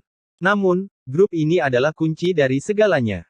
Selama keracunan Tai Si Cheng yang dilakukan Du King tidak terungkap, dia masih akan sangat berguna bagi Tai Butian. Setelah kelompok Du King mengembangkan kesan yang baik terhadap Chu Yang, langkah penting ini dapat dianggap tercapai. Dia pernah berpikir untuk mengubah penampilannya sebelum memulai misi. Setelah dipikir-pikir lagi, dia menyadari tubuhnya masih meninggalkan jejak petunjuk tentang identitasnya. Itu tidak ideal. Lebih mudah untuk memasuki negara Tandura menggunakan identitas aslinya. Identitas murid yang diusir dari sekte Tianwei Chu Yang. Hanya dalam satu hari, Chu Yang telah menjalin hubungan kuat dengan 8 penjaga. Mereka makan dan minum bersama dengan gembira. Namun, Chu Yang masih merasakan tatapan bertanya yang terus-menerus diarahkan padanya. Dia tahu bahwa pengemudi kereta tidak benar-benar diyakinkan olehnya. Meskipun Chu Yang tidak mengetahui kemampuan bertarung pengemudi itu, dia bisa merasakan bahwa pria itu menyembunyikan sesuatu. Dia tentu saja bukan sekadar orang tua biasa. Dia mungkin tidak lebih lemah dari para senior di sekte Tianwei. Dia adalah pelindung sejati Du King. Dia mungkin bisa menaklukkan 1000 tentara dan 10.000 kuda sendirian. Sementara Du King dan 8 penjaga tidak memiliki kecurigaan terhadap Chu Yang, hanya pengemudi kereta yang tidak pernah benar-benar mempercayainya. Sore 2 hari kemudian, rombongan akhirnya sampai di sebuah kota kecil. Sebuah rumor menyebar, sekte Tianwei telah mengumumkan bahwa murid mereka, Chu Yang, dari Taman Bambu Ungu telah membunuh kakak laki-lakinya, si Qian San. Karena kejahatannya, dia dikeluarkan dari sekte tersebut mulai sekarang, dia bukan lagi murid sekte Tianwei. Ketika mereka mendengar berita itu, kelompok Du King sangat terkejut. Chu Yang, apakah yang mereka maksud adalah kamu? Wajah Chu Yang jatuh, penuh dengan keluhan yang tak terucapkan. Matanya menatap kosong dan dia tampak tersesat dan bingung. Apa yang terjadi? Bagaimana kamu bisa dikeluarkan dari sekte? Du King mengerutkan kening, menilai dari kepribadianmu, ini tidak mungkin. Ekspresi Chu Yang tetap dingin. Tangannya tanpa sadar meremukkan seberkas rumput di sampingnya. Setelah beberapa saat, dia membuka mulutnya untuk menjelaskan, adik perempuanku. Kami bertunangan. Tapi, dia tidak menyelesaikan kalimatnya. Tidak perlu penjelasan lisan apapun. Ekspresi kesakitan di wajahnya dan tangannya yang gemetar sudah menjelaskan semuanya. Ekspresinya mengungkapkan ribuan kata. Transcending the Nine Heavens. Chapter 48 Mengendalikan Api, Klan Ilahi. Oh. Semua orang, termasuk Du King, menghela nafas dengan simpati. Mereka sepertinya memahami segalanya dan memandang Chu Yang dengan mata menyedihkan. Bersaing demi cinta dengan kekerasan adalah praktik yang sangat lazim. Yang lebih parah lagi, hal itu terjadi antara dua bersaudara. Sungguh tragis sehingga yang lain tidak tahu harus berkata apa. Terlebih lagi, wajah Chu Yang sudah merasakan sakit yang tak terlukiskan saat pertama kali muncul. Dia meletakkan wajahnya di tangannya dan menyusut ke sudut. Jari-jarinya menyentuh rambutnya. Sekilas, orang bisa tahu bahwa dia sangat menderita. Yah. Du King menghela nafas dan menekankan, tidak seorang pun boleh menyebutkan kejadian ini lagi. Kedelapan penjaga itu menurut. Bahkan pengemudi kereta melunakkan pandangannya pada Chu Yang setelah mendengar ini. Pantas saja pemuda itu tampak putus asa dan bahkan berusaha menyembunyikan keahliannya beberapa hari yang lalu. Terima kasih. Chu Yang membungkuk dalam-dalam dan berkata dengan nada sedih, saya hanya harus memenuhi keinginan ayah saya yang sekarat untuk membalas kebaikan besar senior Du. Setelah itu, saya akan segera menghilang dari dunia ini. Sejak saat itu, saya akan hidup dalam kesendirian. Kamu adalah pria terhormat. Seharusnya tidak sulit menemukan pasangan. Du King menepuk bahunya untuk menghibur Chu Yang, kamu tidak perlu terlalu memikirkannya. Chu Yang mengangguk. Dia menghela nafas lagi dan berhenti bicara seolah ada konflik di hatinya yang tidak bisa dia selesaikan. Setelah kejadian ini, semua orang tiba-tiba tampak lebih baik dan lembut terhadap Chu Yang. Mereka tampak semakin mesra. Jarang sekali kita bertemu pria yang begitu penuh kasih, bersyukur, berbakti, dan rendah hati. Penampilan Chu Yang telah memenangkan hati orang-orang ini sepenuhnya. Bahkan dia tidak menyangka pertunjukannya akan memberinya begitu banyak keuntungan dalam waktu sesingkat itu. Pemimpin penjaga juga menghela nafas dan menepuk bahu Chu Yang dengan nyaman, adik laki-laki, kamu harus mengatasi rasa sakitnya. Biarkan saja, kamu laki-laki. Seorang pria perlu memperluas wawasannya. Selama kamu punya uang, ada banyak gadis cantik di rumah bordil yang bisa kamu habiskan waktu bersama. Chu Yang mengangguk sedih. Dia mendongak dan memaksakan senyuman yang tampak lebih menyakitkan daripada wajah menangisnya. Meskipun yang lain tidak banyak bicara, cara mereka berbicara dan memandang Chu Yang telah sangat melunak. Korban ketidakadilan selalu mendapatkan simpati apapun situasinya. Pengemudi gerbong tidak mau repot berinteraksi dengan yang lain dan hanya duduk berdua dengan kudanya. Sambil menghela nafas panjang, dia berdiri dan mengetuk pipa tembakaunya untuk menuangkan abunya ke tanah. Mata tajam yang sepertinya bisa melihat semuanya tiba-tiba tampak melamun. Sementara itu, Chu Yang berdiri sendirian tidak jauh dari situ. Dia tahu dia telah melewati rintangan Du King. Sekarang, dia harus mengkhawatirkan langkah selanjutnya setelah mencapai negara Tandura. Akan lebih sulit untuk membodohi sekelompok rubah tua yang mahir berpolitik di negara Tandura dibandingkan dengan Du King. Du King menjalani seluruh hidupnya sebagai tabib terkenal. Konon jari penyembuhannya dapat mencegah segala jenis penyakit. Namun, dia hanyalah seorang tabib dengan keterampilan medis yang luar biasa. Orang-orang mungkin menghormatinya karena hal itu, tetapi mereka tahu dia mungkin tidak terlalu paham dengan politik. Chu Yang tahu bahwa beberapa tahun dari sekarang, reputasi Du King juga akan hancur karena perjalanan ke negara Tandura. Pada saat itu, seseorang akan menemukan dan mengungkapkan bahwa penyakit Kaisar Negara Tandura sebenarnya disebabkan oleh keracunan Du King beberapa tahun yang lalu. Hal ini akan memicu kekacauan di seluruh tiga langit bawah. Karena penemuan ini, Du King akan dikecam oleh para pahlawan dari seluruh dunia. Setelah mengakui kejahatannya, dia akan bunuh diri karena malu dan bersalah. Upaya penyelamatan nyawa seumur hidup akan lenyap menjadi debu dalam sekejap mata. Ini mungkin hanya kesalahan satu kali. Mungkin ada beberapa alasan tersembunyi. Tapi apa yang sudah dilakukan. Tidak ada jalan kembali. Karena Chu yang tidak memiliki perasaan khusus terhadap Du King, dia sama sekali tidak ragu untuk menipu dan memanfaatkannya. Dia juga tidak merasa bersalah. Namun, dalam beberapa hari terakhir, Chu yang juga menyadari bahwa tabib ini sangat berbakat dan sama sekali bukan orang yang berhati buruk. Ketika kedua negara berkonflik, setiap orang akan memiliki kepentingannya sendiri atau faksi yang setia padanya. Bagaimanapun juga, Du King masih menjadi warga negara Dazhao. Pada akhirnya, keahliannya hanyalah alat bagi Diwu Qingrou untuk menenangkan rakyat negara Tandura setelah menaklukkannya.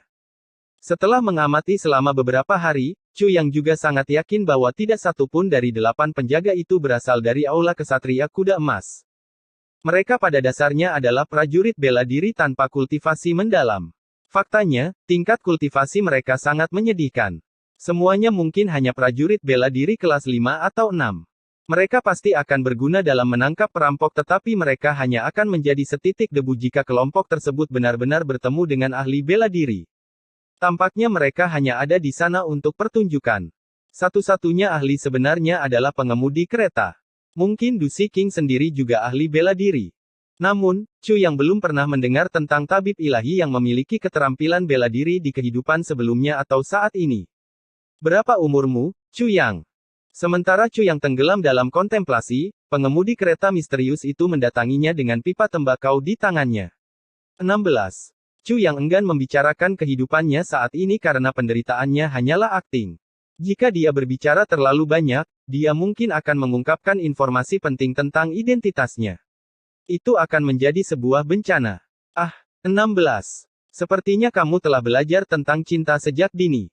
Lelaki tua itu memberikan senyuman menjengkelkan yang memperlihatkan 2 baris gigi kuning yang berkilau di bawah cahaya nyala api yang berkelap-kelip.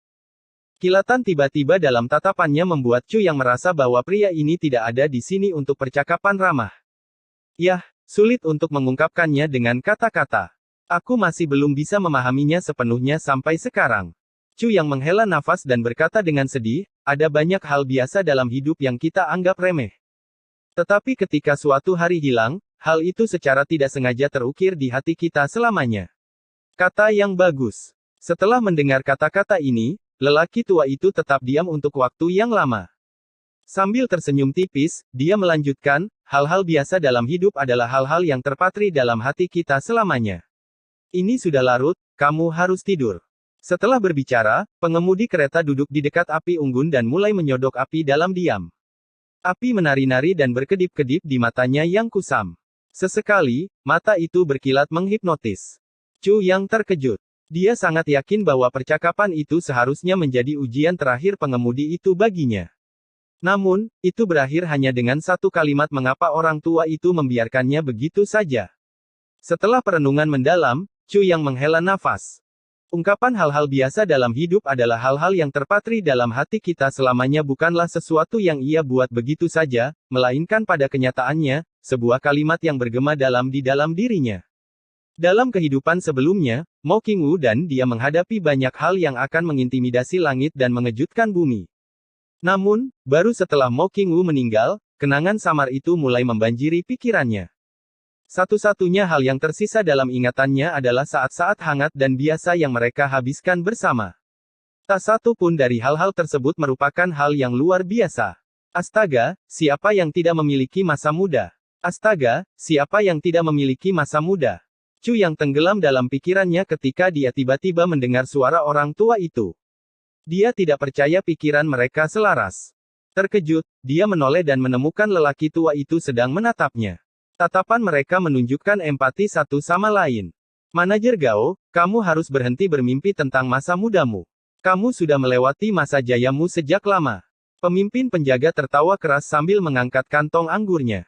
Kemudian, dia memasukkan anggur ke dalam mulutnya dalam satu tarikan napas. Para penjaga lainnya juga tertawa. Manajer Gao Men mendengus. Tiba-tiba, pipa tembakau itu berkobar sedikit dan percikan api kecil keluar.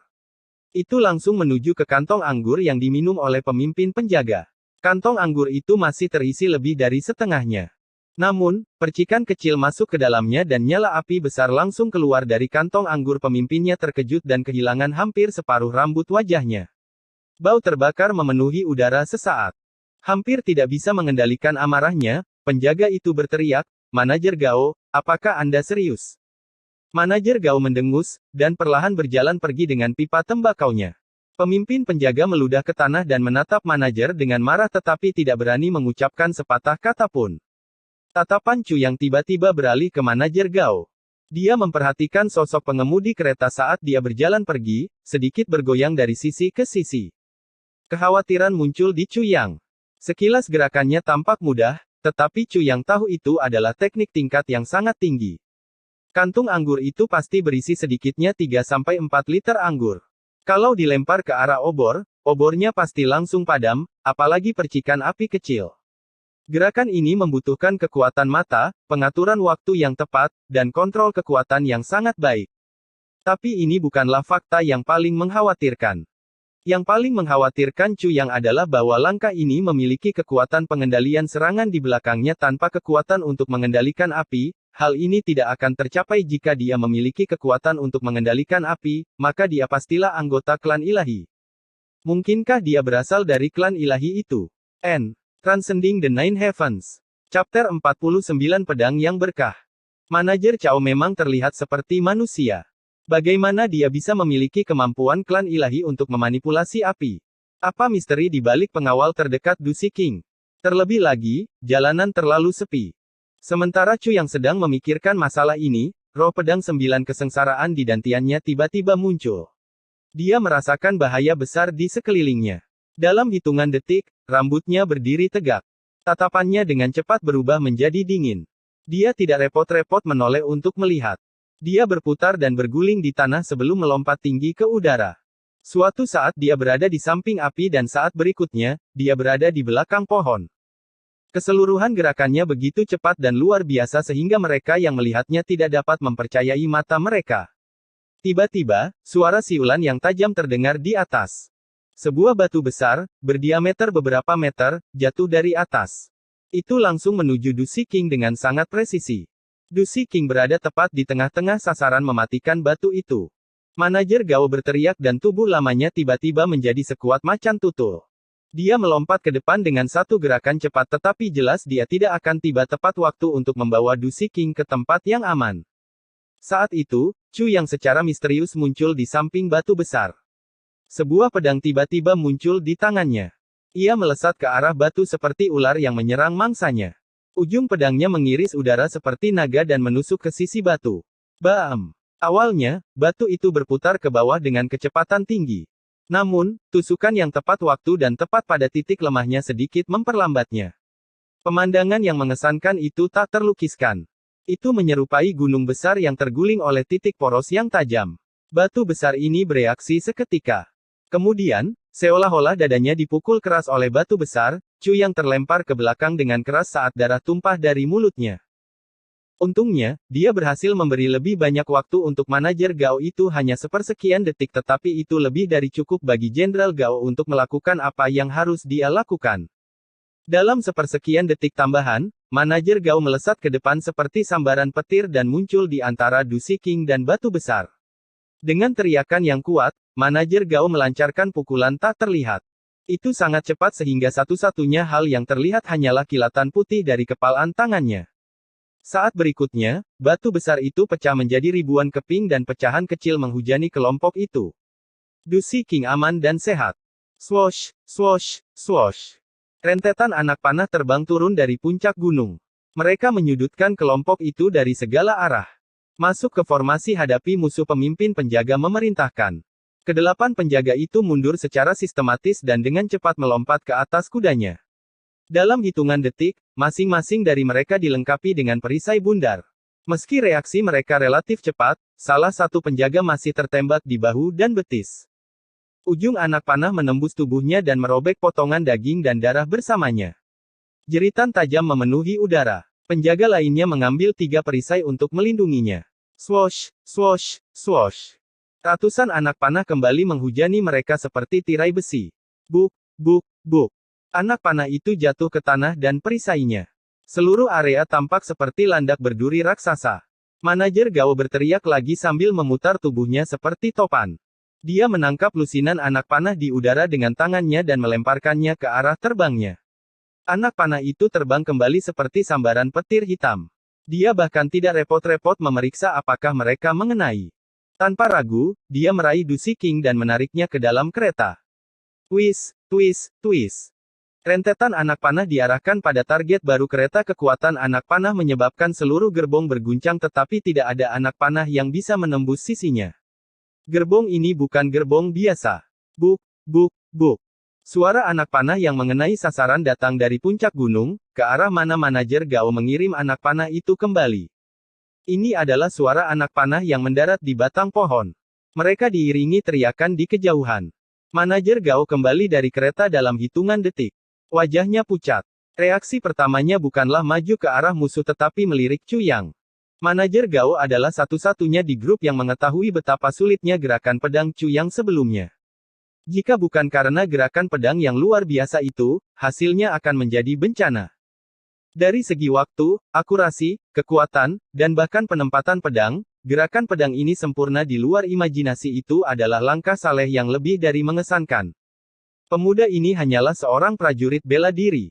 Bahkan seorang master bela diri yang berada di puncak kultivasinya tidak dapat mengubah kecepatan jatuhnya batu sebesar itu hanya dengan pedang. Sungguh luar biasa bahwa Chu yang bisa menggunakan pedang untuk memperlambatnya. Meskipun semuanya terjadi dalam sepersekian detik, itu sudah cukup untuk menyelamatkan seluruh situasi. Terlebih lagi, pedangnya secara mengejutkan tidak rusak setelah gerakan luar biasa itu. Semua yang dikorbankan Chu yang sedikit ini benar-benar sulit dipercaya. Waktu serangan musuh juga sangat tidak biasa. Mereka saat ini sedang diserang di wilayah negara Tandura. Namun sebelumnya, mereka sama sekali tidak tersentuh di jalan. Mengejutkan bahwa mereka akan diserang di sini. Terlebih lagi, musuh tidak menunggu sampai tengah malam melainkan memulai serangan di sore hari. Segalanya begitu mencurigakan dan tidak terduga sehingga para penyerang tampak seperti sekelompok perampok yang memanfaatkan kesempatan ini dan mengambil keputusan untuk menyerang secara sembarangan. Sifat penyerangan tersebut sepertinya menunjukkan bahwa ini hanyalah keputusan dadakan. Bahkan manajer Gao, yang telah berada di Jianghu sepanjang hidupnya, terkejut. Perlu dicatat bahwa meskipun terjadi kekacauan, Chu yang masih mampu mengeksekusi gerakan pedangnya dengan ketepatan yang mematikan. Gerakan pedang itu penuh dengan aura misterius. Seolah-olah dia telah mempraktikkan gerakan ini ribuan kali sebelumnya. Manajer Gao yakin tidak ada seorang pun yang bisa melatih keterampilan pedang spesifik seperti itu. Ini bukan suatu kebetulan atau tindakan yang telah direncanakan sebelumnya. Saat dia melirik tempat Chu yang jatuh, dia menyadari bahwa pemuda yang baru saja meludahkan darah dan jatuh ke tanah telah menghilang. Dengan posisi bertahan, kedelapan penjaga itu perlahan bergerak menuju gerbong untuk membentenginya. Manajer Gao ingin menyerbu masuk dan melenyapkan musuh. Setelah berpikir cepat, dia memutuskan sebaliknya dan menuju kereta untuk merencanakan mundur dari hutan. Kedua kuda yang menarik kereta tadi sudah dipenuhi anak panah dan separuh kuda penjaga juga telah terbunuh. Tubuh manajer Gao gemetar saat dia berdiri tak bergerak. Buk, buk, buk. Yang terdengar hanyalah suara memuakkan dari tubuh kuda-kuda yang saling bertumpang tindih. Tak lama kemudian, tumpukan kuda mati membentuk tembok pelindung yang cukup tinggi agar mereka tidak terlihat oleh musuh di hutan. Manajer Gao menyilangkan tangan di depan dada. Masih tetap waspada, dia melirik ke 4 arah. Kemudian selangkah demi selangkah, dia mundur. Misi mereka adalah memastikan keselamatan Du King alih-alih membunuh musuh. Anehnya, musuh yang tersembunyi tidak membuat kemajuan apapun selama ini. Mereka bahkan tidak mengeluarkan suara sama sekali selain 2 jeritan yang terdengar tadi. Anak panahnya sudah berhenti datang. Keheningan kembali menyelimuti hutan seolah serangan sebelumnya tidak terjadi sama sekali. Situasi berubah dari bahaya ekstrim menjadi keheningan total dalam sekejap mata. Saat malam semakin sunyi, senja datang menyerbu, menyelimuti seluruh hutan dengan kegelapan total. Aura menyesakkan tiba-tiba memenuhi udara antara langit dan bumi. Itu sangat menindas sehingga orang hampir tidak bisa bernapas. Jika musuh menyerang lagi, pastinya tidak semudah beberapa anak panah. Semua orang mengetahui hal ini karena mereka menjadi lebih waspada. Siapa musuhnya? Mereka berada di pihak siapa? Apakah itu negara Dazhao? Bangsa awan besi? Mungkinkah itu bangsa tanpa batas?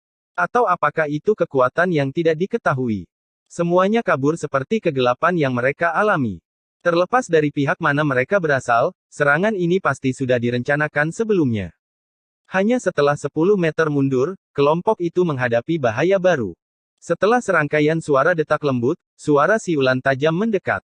Bagaikan naga yang berteriak, bayangan gelap panjang terbang keluar dari sela-sela batang pohon dan menembus kesunyian malam dengan kecepatan sangat tinggi. Itu membawa serta kekuatan yang luar biasa dan tangguh yang tidak dapat dihindari. Tampaknya hanya ada beberapa detik sebelum ia menabrak kereta. Bayangan panjang itu begitu kuat sehingga membuat segalanya bergetar. Itu adalah satu-satunya anak panah. Namun, batang anak panah ini panjangnya 3 meter. Baunya seperti kematian dan tampak seperti ditembak dari neraka. Ia menembus kegelapan dan langsung menuju kereta. Ujung panahnya mengarah langsung ke kompartemen tengah. Dengan kekuatan yang luar biasa, tidak ada seorang pun di dalam kereta yang akan diampuni. Transcending the Nine Heavens. Chapter 50 membawa pembunuhan ke depan. Pengepungan panah bajingan sopir kereta itu berteriak. Saat berikutnya, nyala api muncul di tangannya dan dia melemparkan tinju api ke depan, mengirimkan pukulan api ke arah panah. Pengendalian kebakaran. Bang! Setelah terkena api, percikan api beterbangan kemana-mana dari panah hitam besar. Namun, panah itu tidak melambat sedikit pun. Ia terus menuju kereta seperti naga yang mendidih. Menyadari kurangnya efektivitas, manajer Gao menjerit dan melancarkan 18 pukulan berturut-turut. Masing-masing pukulan ini dipenuhi dengan api aneh yang sama seperti sebelumnya dan mereka menghantam dengan keras panah pengepungan. Seperti seorang pandai besi yang tiada henti, dia terus memukul panah raksasa itu dengan rentetan pukulan api. Namun hal sebaliknya juga bisa dikatakan. Kekuatan anak panah itu menghantam tinju manajer Gao. Tiba-tiba, pancaran cahaya terang menyinari langit begitu kuat hingga seolah-olah ribuan kembang api meledak di langit malam. Serpihan kayu berjatuhan di sekitar manajer Gao. Dengan setiap pukulan, dia menangis dengan agresif. Setelah 18 pukulan, aumannya yang memekakkan telinga bergema di hutan lebat. Ketika anak panah itu meninggalkan panah pengepungan, panjangnya 3 meter. Kini, dikurangi menjadi hanya 1 meter. Tiba-tiba, manajer Gao merasakan sesuatu di punggungnya. Karena terkejut, dia menyadari bahwa dia telah mundur terus-menerus dengan setiap pukulan dan sekarang mendapati dirinya menekan kereta anak panah di hadapannya. Akhirnya kehilangan momentumnya dan jatuh dengan kikuk ke tanah hanya beberapa inci darinya. Udara dipenuhi bau kayu terbakar. Dada manajer Gao naik dan turun dengan cepat saat dia melihat sekeliling hutan dengan waspada. Sedetik kemudian, dia meludahkan darah segar. Di saat yang sama, wajahnya juga menjadi sangat merah. Setelah beberapa detik, wajahnya akhirnya kembali normal dan napasnya menjadi rileks. Manajer Gao tidak akan pernah membayangkan bahwa musuh akan memasang panah pengepungan di tempat seperti ini. Meskipun dia memiliki kultivasi yang relatif tinggi, dia masih mengalami beberapa luka dalam ketika mencoba menghentikan panah karena dia terkejut. Panah pengepungan adalah senjata militer yang digunakan untuk merobohkan gerbang benteng yang menjulang tinggi. Dengan panjang mencapai 3 meter, terbuat dari batang pohon besi hitam dan ditempelkan pada ujung logam tajam. Anak panah ini biasanya direndam dalam wadah minyak besar dan dikeluarkan sebelum digunakan. Untuk menyerangkan setiap anak panah ini, setidaknya diperlukan 100 orang kuat untuk menarik busur raksasa secara bersamaan. Hanya dengan begitu anak panah itu akan cukup kuat untuk mengamankan kemenangan yang menentukan. Busur pengepungan sangat kuat. Begitu mereka dikerahkan, benteng pasti akan mengalami kerusakan yang tidak dapat diperbaiki. Setelah hening beberapa saat, sebuah suara terdengar di balik pepohonan. Itu dipenuhi dengan rasa hormat. Kau benar-benar layak menyandang gelar Master Agung Pedang Api. Gerakanmu sungguh mengesankan. Satu anak panah pengepungan bisa merobohkan gerbang benteng, tapi kau sendirian yang menjatuhkannya. Ini sungguh terpuji. Saat suara itu berbicara, 8 orang muncul secara bersamaan. Mereka semua mengenakan topeng hitam yang hanya memperlihatkan mata dingin dan tajam.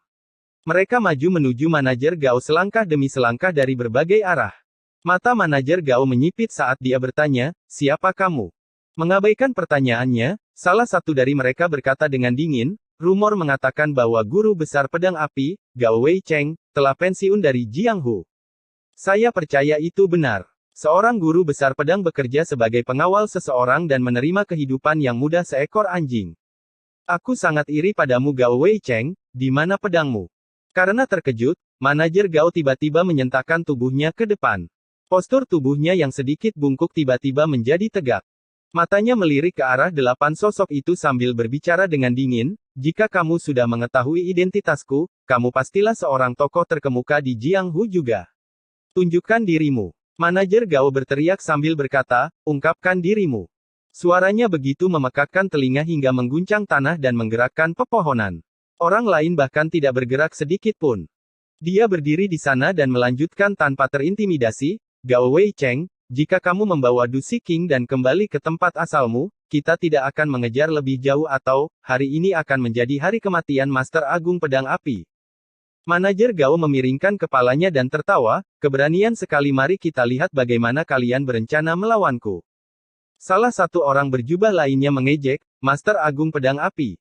Apa hebatnya hal itu? Detik berikutnya, dia tiba-tiba berteriak, semua maju 6 ke Gao Wei Cheng, 2 sisanya, bunuh Du King. Yang lain menyusun dan mengeluarkan senjata mereka saat mereka maju secara bersamaan. Manajer Gao telah mengamati sebelumnya bahwa orang-orang ini tidak memiliki tingkat kultivasi yang tinggi. Namun, mereka semua mungkin berada di level master bela diri. Meskipun kultivasi mereka jauh di bawahnya, kekuatan dalam jumlah adalah kekuatan yang harus diperhitungkan.